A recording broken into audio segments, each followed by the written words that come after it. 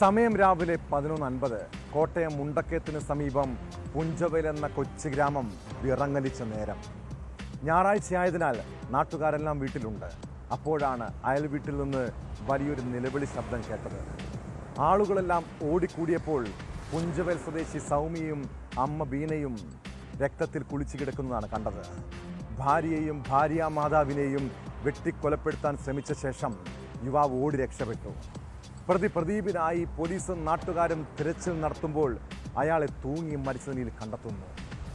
മകളുടെ സംരക്ഷണ ചുമതലയുമായി ബന്ധപ്പെട്ട തർക്കമാണ് അക്രമത്തിലും തുടർന്നുള്ള ആത്മഹത്യയിലും കലാശിച്ചത്.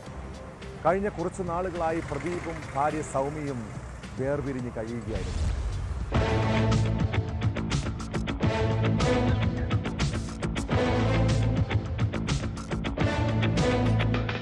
മകളുടെ സംരക്ഷണ ചുമതലയുമായി ബന്ധപ്പെട്ട തർക്കം പോലീസ് സ്റ്റേഷൻ വരെ എത്തിയിരുന്നു. ഇന്ന് രാവിലെ മുണ്ടക്കയം പോലീസ് ഇരുവിഭാഗത്തെയും വിളിച്ചു വരുത്തി തർക്കങ്ങൾക്ക് പരിഹാരവും നിർദ്ദേശിച്ചിരുന്നു. ഇത് അംഗീകരിച്ച് പുറത്തുപോയതിനു പിന്നാലെയാണ് ഭാര്യയെയും ഭാര്യയുടെ മാതാവിനെയും വീട്ടിൽ കയറി പ്രദീപ് വെട്ടിപ്പരിക്കേൽപ്പിച്ചത്. പുഞ്ചവയൽ സ്വദേശി സൗമ്യ, അമ്മ ബീന എന്നിവർക്കാണ് പ്രദീപിന്റെ അക്രമത്തിൽ പരിക്ക് പറ്റിയത്. രാവിലെ 11:30 സംഭവം.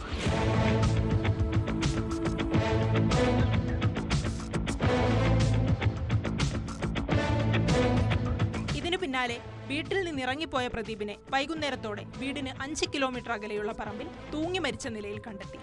മുണ്ടക്കയം പോലീസ് പ്രതിക്കായി തിരച്ചിൽ തുടരുന്നതിനിടെയാണ് വൈകുന്നേരത്തോടെ മൃതദേഹം കണ്ടെത്തിയത്.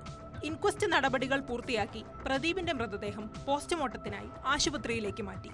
അക്രമത്തിൽ പരിക്കേറ്റ സൗമ്യയും അമ്മ ബീനയും കോട്ടയം മെഡിക്കൽ കോളേജ് ആശുപത്രിയിൽ ചികിത്സയിലാണ്.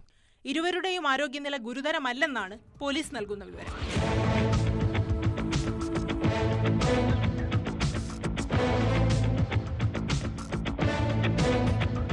ന്യൂസ് 18 കോട്ടയം.